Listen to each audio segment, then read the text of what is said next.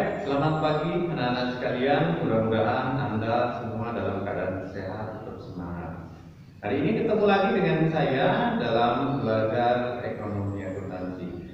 Siswa sekalian, pada pagi hari ini kita akan coba belajar tentang worksheet atau istilah lain yang dikenal dengan raca lacur. Apa itu worksheet? Worksheet adalah kumpulan data-data yang ada di dalam penyesuaian digabungkan dengan data-data yang ada di neraca saldo. Proses penggabungan ini dituangkan dalam worksheet. Kenapa Bapak sampaikan?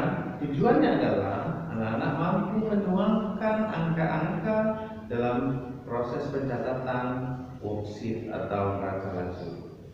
Sehingga diharapkan setelah pembelajaran ini anak-anak semua mampu membuat neraca lacur dengan baik.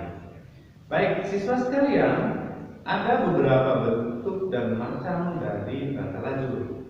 Ada yang 8 kolom, ada yang 10 kolom, dan ada yang 12 kolom. Tentu yang paling lengkap adalah yang 12 kolom. Baik anak-anak sekalian, sebagai kajian pembelajaran hari ini, silakan dibuka bukunya halaman 73 sampai 76 sebagai dasar pembelajaran tentang worksheet. Nah, anak-anak sekalian, kemarin Anda sudah menyelesaikan ujian formatif 2 dengan baik dan lancar. Saya berharap ke depan hasil Anda akan lebih maksimal dan lebih mantap lagi. Anak-anak sekalian, mari kita akan perdalam materi tentang worksheet secara rinci dan jelas. Terima kasih. Mari kita lanjut pembelajarannya dengan hal-hal yang lebih rinci dan contoh. Terima kasih anak-anak sekalian. Silakan buka bukunya. Mari kita sama-sama belajar.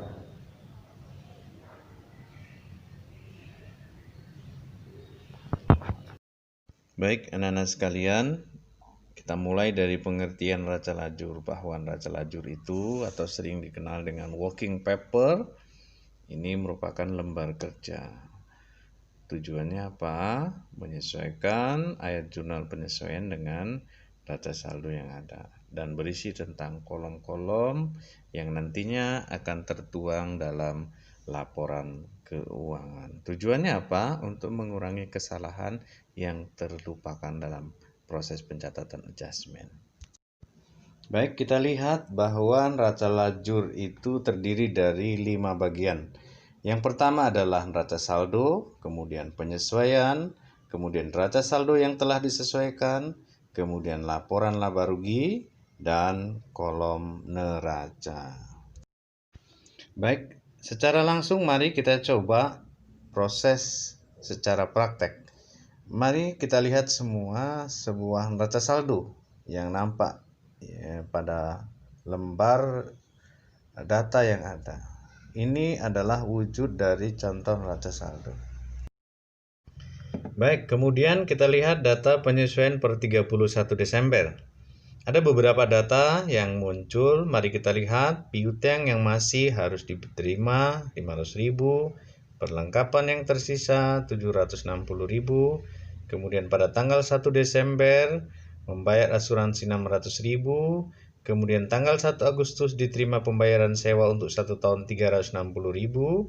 Upah yang belum dibayar 250.000 dan aktiva yang belum disusutkan. Baik siswa sekalian, dari data penyesuaian tentu ayat jurnal penyesuaian yang muncul adalah 6 poin data jurnal penyesuaian yang ada. Mohon kepada kita semua untuk memperhatikan per poinnya, mana yang masuk posisi debit dan mana pada posisi kredit. Dan angka-angka yang muncul itu disesuaikan dengan angka-angka penyesuaian per 31. Baik siswa sekalian, setelah komponen penyesuaian sudah kita buat dalam jurnal penyesuaian, mari kita akan coba tuangkan data-data tersebut ke dalam format neraca lacur. Dari awal nampak data-data yang ada di neraca saldo. Ya, ini berdasarkan kepada data-data awal yang kita miliki. Kemudian dari data ini kita akan coba bagaimana cara memasukkan data-data dalam kolom jurnal penyesuaian. Nah, setelah data-data penyesuaian kita masukkan dalam kolom jurnal penyesuaian, maka angka-angka yang muncul datanya seperti ini pada warna hijau. Jadi angka itu berdasarkan angka yang ada, tidak boleh dilebihkan dan tidak boleh dirubah. Nah, langkah selanjutnya kita akan coba kolom neraca saldo disesuaikan. Perlu diingat bahwa neraca saldo disesuaikan adalah kolom yang merupakan gabungan dari neraca saldo dan jurnal penyesuaian. Tapi perlu dicatat bahwa ketika pada posisi yang berlawanan maka akan terjadi pengurangan. Tapi ketika posisi yang sama akan terjadi penambahan pada neraca saldo penyesuaian. Baik, setelah kita gabungkan dalam neraca saldo penyesuaian, maka dari data ini kita akan pecah pada kolom laporan laba rugi dan kolom laporan neraca. Nah, tidak semua masuk kolom laporan laba rugi, hanya beberapa akun saja yang berkaitan dengan aktivitas atau operasional, termasuklah pendapatan dan seluruh biaya saja.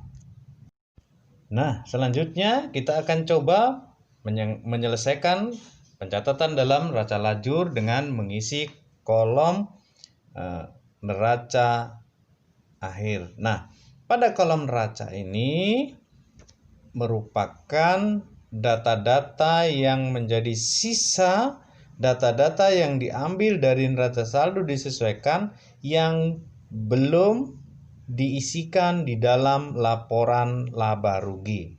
Jadi hanya sisa. Oleh karenanya, kepada kita semua, mari coba mana data-data yang belum kita masukkan dalam laporan laba rugi, kita masukkan dalam kolom neraca.